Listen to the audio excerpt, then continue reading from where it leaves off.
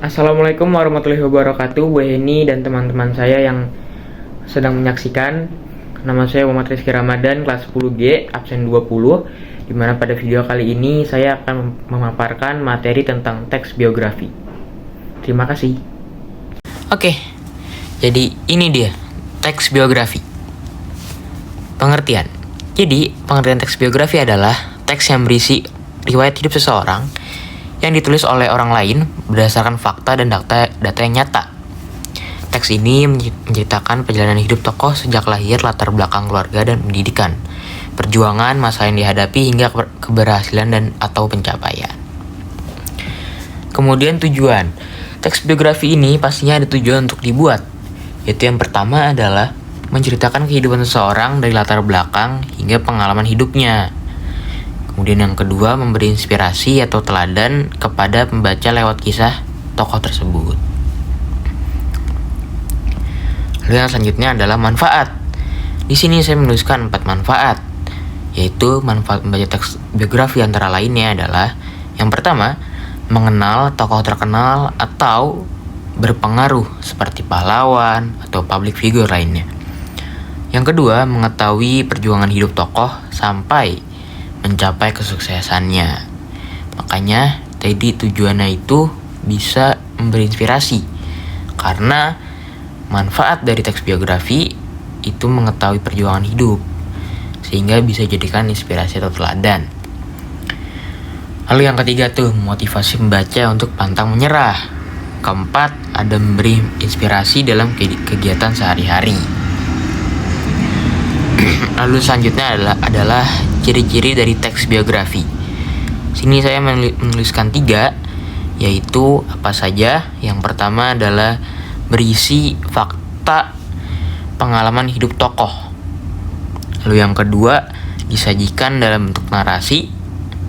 Kemudian yang ketiga, peristiwa penting, menceritakan peristiwa penting yang bisa dijadikan teladan. Lalu yang selanjutnya adalah struktur teks biografi. Struktur teks biografi di sini yang utama ada 3, yaitu yang pertama adalah orientasi.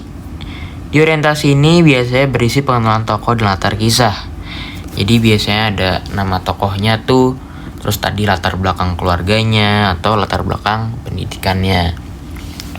Kemudian yang kedua, kejadian atau peristiwa penting, yaitu adalah alur utama cerita tentang pengalaman tokoh. Biasa di sini tuh isinya tuh masalah tokohnya, masalah yang dihadapi, rintangannya dan lain-lain. Lalu yang ketiga adalah reorientasi. Reorientasi di sini berisi kesimpulan atau komentar penutup, tapi ini opsional. Jadi bisa tidak, bisa iya, bisa enggak. Lalu selanjutnya adalah unsur teks biografi. Unsur-unsur yang membentuk teks biografi di sini saya menuliskan ada 5, yaitu latar belakang keluarga tokoh dan latar belakang pendidikan tokoh 1 dan 2 itu. Yang tadi saya jelaskan ada di orientasi, kemudian masalah atau kesulitan yang dialami, keistimewaan tokoh, 5 keteladanan tokoh. Masalah dan keistimewaan mungkin bisa saja di kejadian ya, kejadian dari mungkin si tokoh mendapatkan masalah, terus dia punya cara, jadilah keistimewaan tokohnya diambil dari situ. Kemudian keteladanan mungkin bisa dikesimpulan dengan apa yang dia lakuin, solusinya dan lain sebagaimananya, bisa menyelesaikan masalah, dijadikan sebagai keteladanan.